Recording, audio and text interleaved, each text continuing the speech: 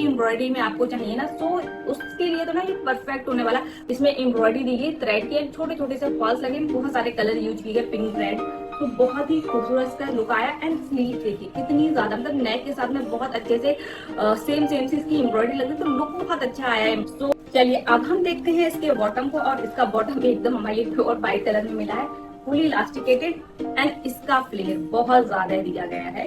अब हम देखते हैं इसके दुपट्टा को। दुपट्टा हमारी एकदम सॉफ्ट नेट फैब्रिक में मिला है, कुछ भी इसमें एम्ब्रॉयडरी वगैरह नहीं है।